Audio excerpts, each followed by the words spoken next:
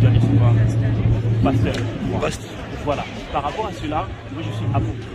Cela veut dire que mon rôle c'est de pouvoir établir et bâtir une église. Donc, poser les fondements dans l'église. Je suis apôtre. Est-ce que vous pourriez brièvement nous parler de votre parcours scolaire et professionnel? Mon parcours scolaire. Bon, j'ai fait mes études déjà au niveau de l'Afrique. D'accord. Donc, et j'ai fait des sciences exactes. Donc, précisément tout ce qui est mathématiques. En gros, j'ai fait le bac scientifique. Après, je suis tombé sur l'étude d'ingénieur. Je suis venu en Europe pour faire l'ingénierie au niveau de l'Europe. Je commençais par faire l'IUT au niveau de travailler en France. J'ai fait l'IUP au niveau de Ivry ou Evry, je ne sais plus. Après, j'ai fait une étude d'ingénierie au niveau du CNAM.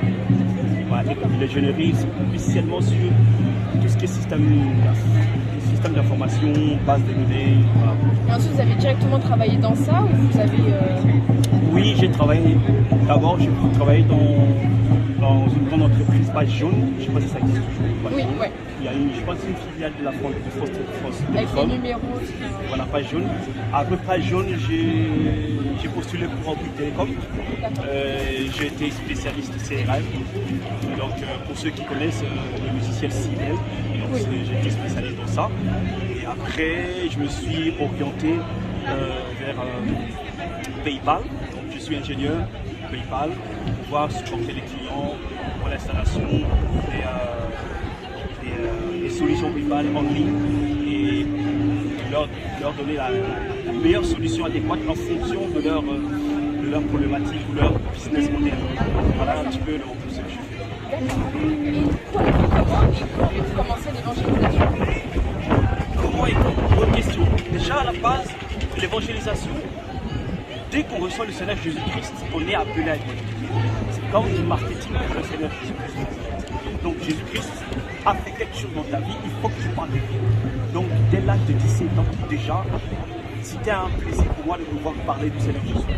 Jésus-Christ m'a ouvert les yeux, j'ai compris qu'après cette vie, il y a une autre vie. Donc parce que l'homme est composé de trois parties, l'esprit, l'âme et le corps. Donc l'âme doit être jugée. Donc il faut que je me prépare maintenant. Il faut que nous puissions sensibiliser tout un chacun pour savoir il est bien d'étudier comme je l'ai fait, je suis ingénieur. Voilà, donc ça veut dire que je ne le fais pas parce que... Non, c'est parce que j'ai réalisé qu'il y a une éternité après. Donc, dès l'âge de 17 ans, j'ai commencé à évangéliser. Et en venant ici en France, encore en croisant d'autres communautés, d'autres frères et sœurs, ça a encore accentué mon envie de pouvoir parler du Seigneur et surtout de son retour. Il revient bientôt. Il était venu une fois en Israël pour parler justement du salut à la croix, mais il va revenir pour chercher ceux-là qui ont cru en lui et qui ont suivi ses recommandations. Alors, connaissez-vous des personnes qui évangélisaient avant que vous commenciez? Vous connaissez des personnes qui évangélisaient? Bien sûr. Oh. Il y en a plusieurs qui ont évangélisé. Voilà, individuellement. Ils ont des communautés qui ont toujours évangélisé, plusieurs églises ici sur Paris. Voilà. J'ai pas personnellement la seule église avant que je puisse, parce que je suis dans le Réveil international de Jésus. Ça c'est mon église actuelle, le Réveil international de Jésus. Et j'étais dans une église avant, voilà, qu'on appelle les Bénézères. Voilà, c'est dans cette église là qu'on est évangélisé. Mais j'ai approfondi vraiment l'évangélisation avec le Réveil international parce que sans l'évangélisation, le monde ne peut pas connaître l'événement qui doit venir. Vous voyez, plusieurs dorment, plusieurs ne savent pas. Tout ce qui se passe au niveau de l'Ukraine, tout ce qui se passe au niveau du Covid, ce sont des signes précurseurs de l'arrivée du Seigneur Jésus-Christ. Et là, c'est vrai, j'entendais, mais je n'avais pas conscience de ça. Mais là, avec le Réveil international, je vois bien, j'ai vraiment conscience que non, il faut y réveiller. Ma famille va réveiller, mes amis, mes proches, et n'importe quelle personne afin que nous puissions réaliser. D'accord. Alors donc, c'est quoi pour vous exactement l'évangélisation? C'est vraiment dire aux gens le retour de Christ arrive bientôt, etc. C'est vraiment ça. L'évangélisation, la première des choses, c'est vrai, le retour de Jésus-Christ de Nazareth, c'est le message. Mais évangéliser, c'est d'abord communiquer la route de Jésus. Jésus-Christ est mort là. Il nous aime. Ça, il faut communiquer ça. Il faut que quelqu'un sache. Parce qu'il y a plusieurs personnes qui sont déprimées, qui pensent que parce qu'ils ont perdu l'emploi, parce que une femme l'a quitté, et ben, la vie est finie, quoi. Mais il y a quelqu'un qui vous aime, Jésus-Christ, qui vous a créé. Et cet amour-là, nous devons communiquer parce que Dieu a aimé le monde, il est venu donner son Fils aimé qui est Jésus-Christ qui est mort à la croix. C'est une vérité, c'est pas de la fiction. Tu vois, en Israël, il y a un tombeau qui existe. Pour moi, c'est factuel, c'est scientifique. Vous voyez? Donc, nous communiquons cela, il faut que les gens expérimentent. Jésus n'est pas quelque chose de... C'est pas de l'utopie, c'est du réel. Quand tu parles, tu écoutes, il t'entend et tu vas sentir son amour. Et communiquons cet amour-là. C'est recevoir le Seigneur Jésus-Christ, il va te mettre la paix, il va te donner la paix, la joie de vivre. Et après, lorsque tu le reçois dans ton cœur, et lui-même il se donne le courage de te donner la vie éternelle, qui est lorsqu'il reviendra, tu seras avec lui dans le paradis. Merci beaucoup. Et donc, quelle place la religion a-t-elle pris dans votre vie? Est-ce que c'est vraiment entièrement difficile? Est-ce que c'est pas quand Bon, c'est vrai, la notion de religion, c'est une notion un peu séparatiste. Parce qu'en vérité, nous prêchons le royaume. En vérité, c'est comme ici en France, c'est une cité. Mais il y a une autre cité dans les cieux. La notion de religion, c'est plutôt l'adversaire, le diable, qui a voulu séparer les gens pour que lui-même puisse trouver sa place dans cette notion. Mais en vrai, c'est une notion de royaume, de relation entre nous et le royaume des cieux. Notre Père qui est aux cieux, que ton nom soit sanctifié. Il est aux cieux. Nous voulons faire de lui notre Père. C'est de ça que nous parlons. C'est un problème de relation. Et ça, c'est une vie. C'est comme ça. En fait, nous avons un Père physique, nous avons aussi un Père dans les cieux. C'est lui le Père spirituel. Donc, c'est une vie. Il n'y a même pas de séparation. Je suis au boulot, je suis chrétien. Je suis partout, je suis chrétien. Il n'y a pas de séparation. Non, non, non, non, non, non. Je suis tel que je suis. Donc, c'est une vie. Donc, c'est un peu ça. D'accord. Et comment vous considérez donc les autres religions, c'est-à-dire par exemple l'islam, les autres branches C'est ça la difficulté. C'est ça la difficulté. Ça fait que on est venu nous positionner en termes de religion. Nous prêchons Jésus-Christ de Nazareth. Et nous invitons aussi à nos frères, à nos bien-aimés qui sont au niveau de l'islam, d'expérimenter celui-là, Jésus-Christ de Nazareth. L'expérimenter, le connaître, l'amour. Et Jésus-Christ est venu sur la terre pour manifester sa puissance.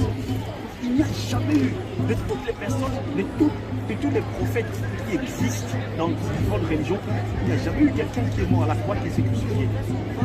Voilà. C'est vrai, ils ont fait leur job selon ce qu'ils ont pensé faire. Mais Jésus-Christ a fait au-delà. Il n'y a pas de plus grand amour que de mourir pour ceux qu'on aime. Les autres ne sont pas morts. Donc nous parlons de celui qui est mort. En tout cas, il y a Jésus qui est là. Nous les invitons. Quand nous les voyons, nous les invitons. Expérimentez d'abord Jésus. D'abord, il est capable de guérir, de restaurer, de ressusciter. Ce que les autres ne peuvent pas faire. Nous, avec le nom de Jésus, nous sommes capables de prier et que le mort puisse ressusciter. Nous sommes capables de ça. Nous avons ce pouvoir. Mais malheureusement ou heureusement, les autres ne l'ont pas. C'est parce qu'ils n'ont pas encore expérimenté la puissance du Saint-Esprit que nous avons. Donc nous les invitons. Nous ne voulons pas créer cette barrière, cette discrimination, mais nous voulons que nous puissions ensemble surtout expérimenter le Seigneur Jésus-Christ de Nazareth. D'accord. Et donc, vous transmettez le message de Jésus. Bien sûr. Et comment vous le faites? Vous le faites directement dans des lieux publics, etc. Mais comment vous procédez exactement? C'est vrai, il y a plusieurs techniques. Ouais. C'est d'abord du corps à corps. Un ami, tu lui parles. Quelqu'un que tu connais, tu lui parles. Tu lui expliques ce que Jésus-Christ a fait pour toi. C'est la première des choses. Qu'est-ce que Jésus a fait pour toi? La femme samaritaine, comme elle a rencontré Jésus-Christ, la première des choses qu'elle a fait, voici l'homme qui m'a dit qui je suis en réalité. Donc, nous devons exprimer ce que Jésus-Christ a fait pour nous. Nous leur communiquons ce que Jésus-Christ. Peut-être Jésus-Christ m'a guéri de la maladie. Je peux aussi communiquer cela. Jésus-Christ, peut-être il m'a donné la paix. Je dois communiquer cela. Donc, si d'abord le corps à corps, le face-to-face. Et aussi, nous faisons ce que nous faisons ici, en public. Voilà, nous chantons, les gens sont alertés. Et quand les gens viennent, nous leur disons, il s'agit de Jésus. Jésus est réel. Il n'est pas mort, il est vivant. Voilà.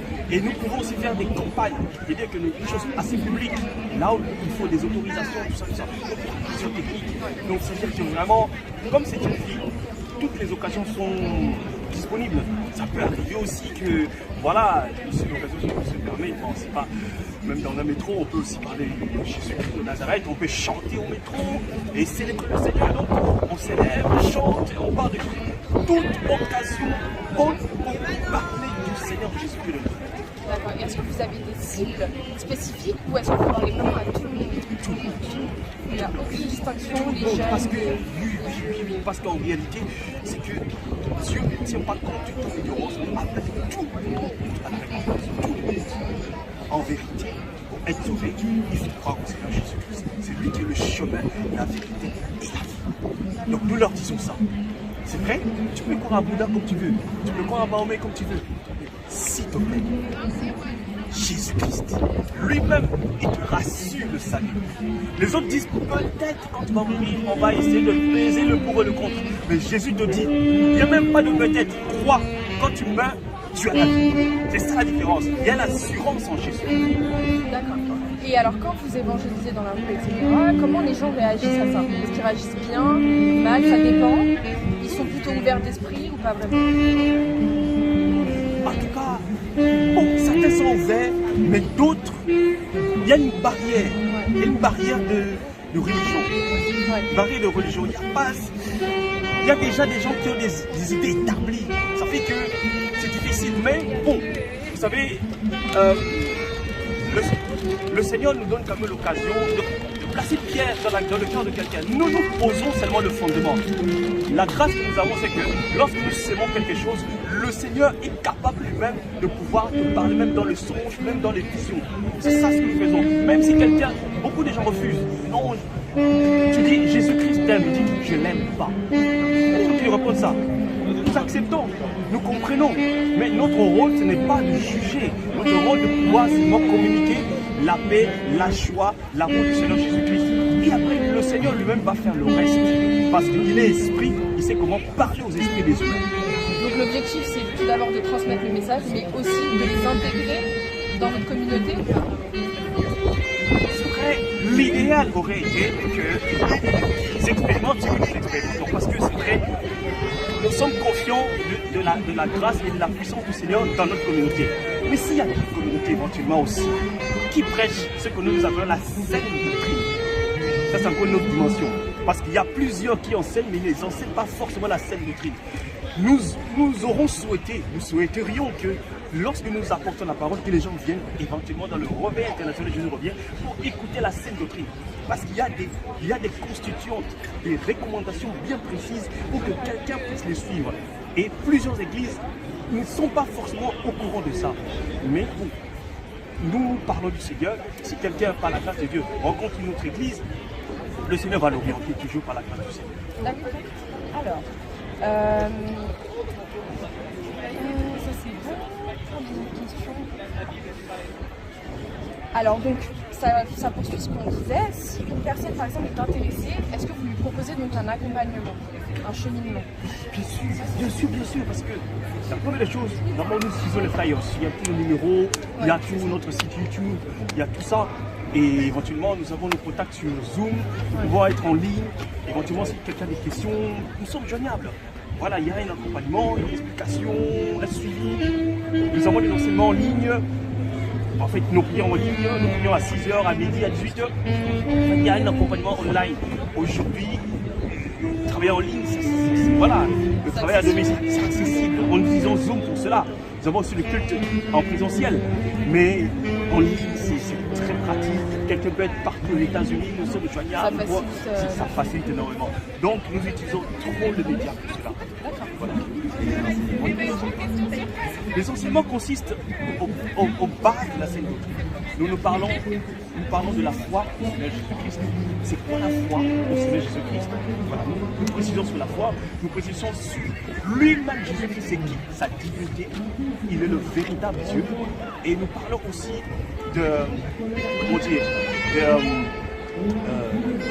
le fonctionnement de l'Église. Nous parlons de plusieurs fait, recommandations que le Seigneur nous donne. Comment est-ce que nous devons, la marche chrétienne, la consécration, comment prier, comment jeûner, comment vivre en tant que chrétien sur la terre pour mieux se consacrer, pour mieux se préparer pour aller au ciel. Parce que le ciel se prépare d'abord ici.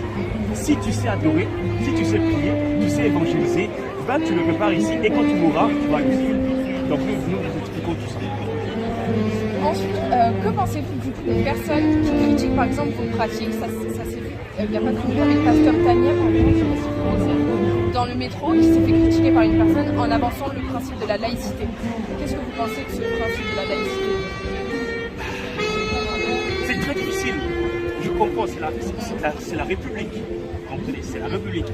Nous ne focalisons pas sur la République française. Nous parlons du royaume.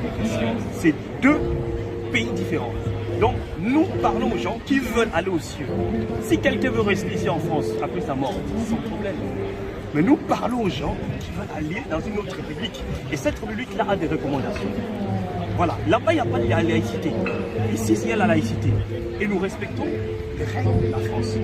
Mais nous disons aux gens, les amis, vous voulez aller au royaume des cieux? Voilà les règles, voilà les règles, voilà les règles. Si quelqu'un ne veut pas, il veut rester athée, laïque, ne pas croire au Seigneur Jésus-Christ, bon, il va en payer les conséquences. Nul n'est censé ignorer la loi. Nous prêchons la bonne nouvelle pour que les gens connaissent. Mais la réalité, c'est lorsque tu vas fermer tes yeux et tu vas voir ce qui va se passer. D'accord. En général, les mauvaises réactions, c'est pas très grave. Non. C'est une partie de. C'est une partie de la chose. Ouais. Nous comprenons, c'est pas avec l'amour, avec le fair play. Des fois, nous sourions, c'est pas grave. Et en plus, nous prions pour ces gens-là. La Bible est claire. Il faut prier pour ses ennemis, prier pour ceux qui vous maltraitent. Donc, c'est pas ça pose pas un problème. Voilà. Alors, donc quelle est la différence entre l'évangélisation par exemple et les actions similaires au sein du christianisme ou les autres actions en fait possibles? C'est vrai, il y a plusieurs. Qu'est-ce qui fait en fait que votre mouvement en fait est plus par exemple important que les autres? L'évangélisation, c'est une partie importante de l'œuvre. Oui, c'est une partie importante. Jésus-Christ, quand il commence son ministère, c'est l'évangélisation. Il dit, répondez-vous car le royaume des cieux est proche. Ça, c'est un moteur. Une église sans évangélisation, cette église-là ne n'ira pas au ciel. C'est pas possible. C'est un critère. Une vraie église doit évangéliser. Parce que tu fais du marketing pour celui qui t'a engagé. Tu es obligé. Tu es employé par un boss. Tu ne fais pas de son marketing, ben, il va te virer. C'est normal.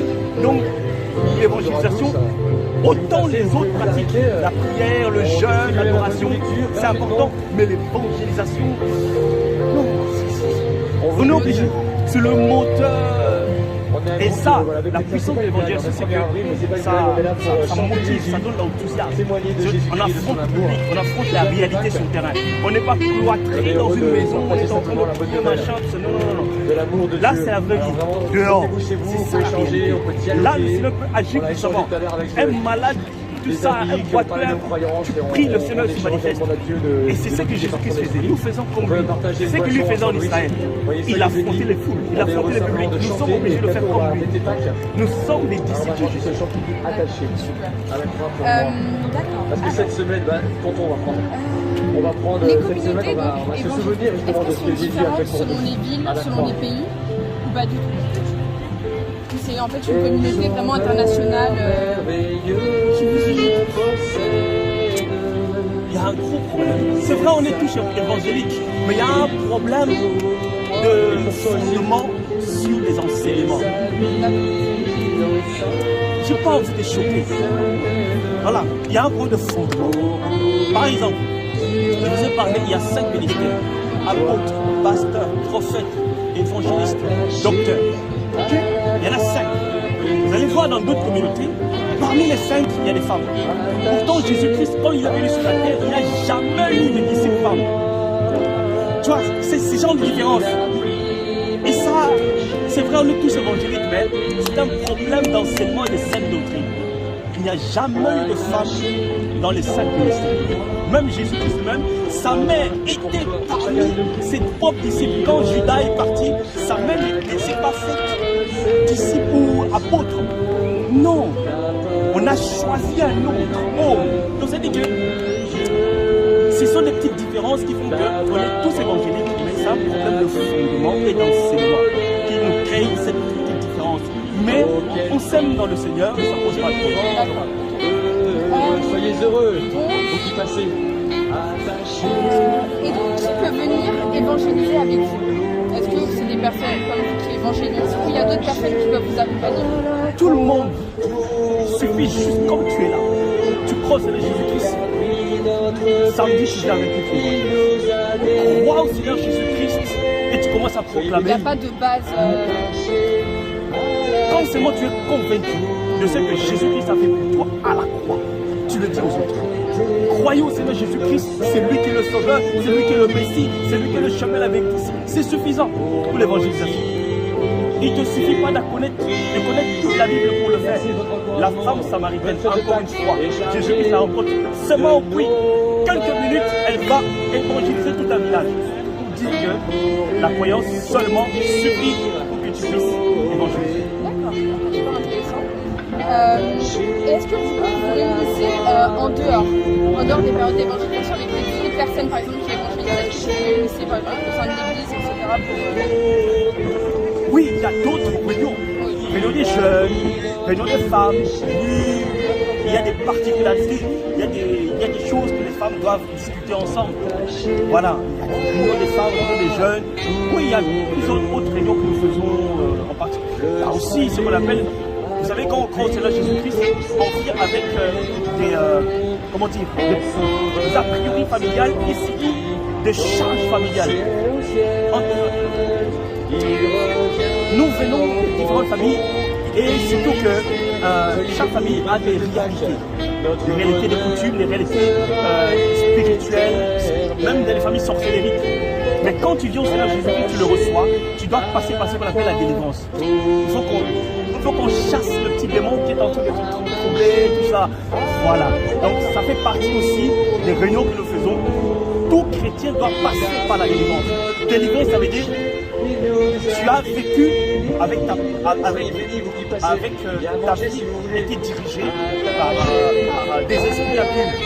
Quand quelqu'un par exemple fait la masturbation, quelqu'un suit la pornographie, sache qu'il y a un esprit qui t'habite automatiquement. Nous devons prier pour que cet esprit sorte. Ça fait que le Saint-Esprit lui-même gère ta vie. D'accord, c'est comme une sorte de lavage. Ce n'est pas une blague. On est le 1er avril, mais ce n'est pas une blague. Non, c'est une délivrance. C'est-à-dire qu'on brise les chaînes. En vérité, c'est quoi? C'est un monde de dualité. Soit c'est Dieu, soit c'est Satan. Si Dieu n'est pas dans ta vie, c'est Satan qui vient. Et Satan a des démons qui font que, quand quelqu'un, par exemple, fait quelque chose qui n'est pas dans la recommandation du Seigneur, le diable vient. Le corps de l'homme, c'est une maison. C'est vraiment une maison. Et ils sont dedans, ils habitent, ils sont là tranquilles, ils s'y plaisent. Ils sont des familles, des satanistes, ils logent dans ton corps. Mais lorsque tu reçois le Seigneur Jésus-Christ, il prend corps. Et il demande maintenant à toi, Lazare, qui sort du tombeau, on demande aux disciples de délier Lazare. Donc il faut qu'on te libère de toutes les chaînes, de tout ce qu'il y a comme domination, sorcellerie, tout ça, tous les esprits qui t'ont ligoté. Voyez, afin que tu puisses être libre et servir le Seigneur. Sinon, tu vas chaque fois faire des rechutes. Si quelqu'un qui a fumé, automatiquement, il y a un esprit de la cigarette qui t'a directement affecté. Il va y chasser cet esprit par le nom de Jésus. C'est pourquoi, c'est ça la différence entre nous et les autres. Nous, on a la puissance du Saint-Esprit. Avec le nom de Jésus, le démon va partir. Donc, comme tu es là, si seulement tu crois au Seigneur Jésus-Christ, on commence à prier là, tu vas voir les choses qui vont se passer. Et donc même les personnes avec énormément, par exemple, de énormément de mauvaises actions, en fait, c'est possible quand même que... C'est possible. Même un fou. Un fou. Les gens qu'on dit ils sont détraqués, on leur bourre des piqûres, ils sont... Non. Ce sont des démons qui font ça. Ce sont des démons. C'est pourquoi si on nous ouvre les portes des hôpitaux, vous allez voir la plupart des gens qui sont dans les hôpitaux vont sortir. On nous ferme beaucoup des hôpitaux. La réalité des hôpitaux, ce ne sont pas des gens des traqués, ce sont des démons. Des gens qui ont le cancer. Quand il y a un cancer, c'est un démon. Il y a un démon qui s'appelle cancer. Il y a un démon, en fait. Toute maladie, tout nom de maladie est un démon. D'accord. Ah oui. C'est très intéressant. Et je pense qu'il reste une ou deux questions. Et du coup, vous avez donc votre culture personnelle. Et comment la religion, elle vous relie à votre culture personnelle, en fait, à votre origine, par exemple, vous êtes originaire d'Afrique, par exemple. Comment vous liez en fait les deux en même temps? J'avoue que c'est vrai, il y a une part d'africanité, mais l'objectif ce n'est pas de mettre en avant notre culture dans la chose de Dieu. Nous voulons que ce soit vraiment la nature de Dieu qui prenne le devant, voilà, qui transcende. Voilà le mot. Wow. C'est ça, la nature de Jésus qui transcende en nous. Qu'il n'y ait pas, quand on te voit, on nous voit, on sent que c'est la nature de Jésus-Christ qui nous lie. On ne sent pas une européenne, une africaine. Non, c'est pas une asiatique. Il faut que ça soit, lorsque une asiatique vient, tout ça, moi je suis africain, mais ce qui nous lie, c'est la nature du royaume. C'est ça. C'est ça le plus important. Que moi je puisse faire un effort de faire taire, de renoncer à mes a priori africains et de laisser place à la nature de Jésus-Christ. C'est ça. Et donc, alors, dernière question, qu'est-ce qui vous motive à choisir l'église dans laquelle vous êtes par rapport aux autres? Qu'est-ce qui vous a motivé à choisir? C'est une bonne question ça. Ça c'est une bonne question. Oh. La première chose c'est le message. C'est le message. Le message est clair. Le message est préparateur pour le ciel. Avant, c'est vrai, j'ai prié. Avant, j'aimais le Seigneur.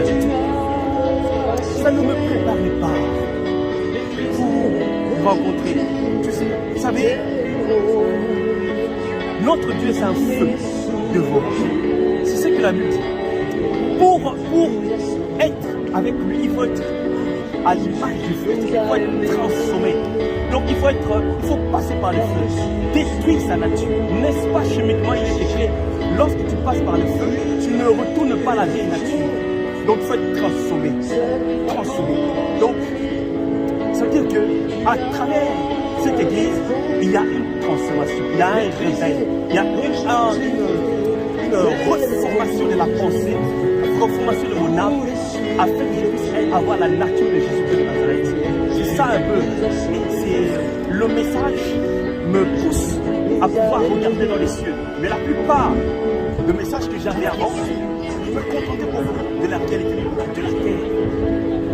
J'avais un souci de me marier, souci de vivre, souci de faire ceci. Mais aujourd'hui, l'atmosphère dans laquelle je suis, c'est vrai, quelles que soient les circonstances, je regarde plus ce qui est l'au-delà, ce qui est le meilleur, ce qui vient. Donc c'est un peu ça. Donc c'est autre chose. Quoi. Et la dimension n'est pas pareille. Et j'expérimente moi-même le Seigneur Jésus-Christ. C'est vraiment de self-experience, de l'expérimentation avec le Seigneur.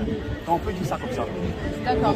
Mais votre relation avec les autres églises, elle est bien quand même. Enfin, elle est quand même positive. Bien sûr. Nous gardons toujours une très bonne relation. Mais il y a un problème de vitesse et d'enseignement. D'accord, c'est pas Il y a un problème de vitesse. C'est vrai, il y a un décalage. C'est un problème d'enseignement. Pour être sincère. Il y a un gros problème. Mais nous prions que le Seigneur, l'enseignement que nous avons reçu, que le Seigneur nous a révélé, ceci atteigne les autres églises, c'est qu'on appelle la sainte doctrine. La sainte doctrine.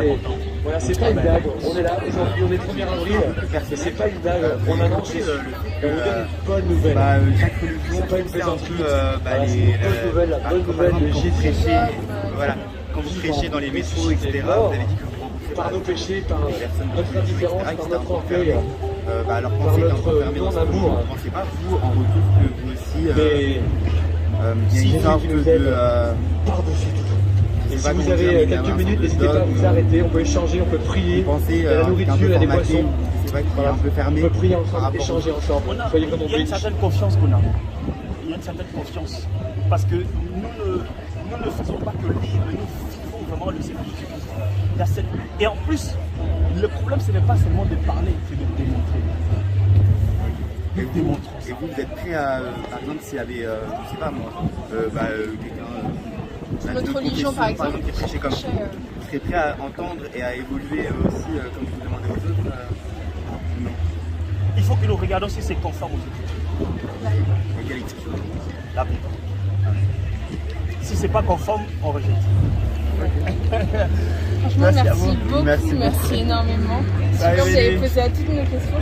Et franchement, au-delà de l'enquête sociologique, c'est ultra intéressant. Parce que par exemple, nous, on suit une autre religion et c'est ultra intéressant. Il n'y a pas de souci. Ok, vous allez m'attendre de toute façon. Merci beaucoup. Merci beaucoup.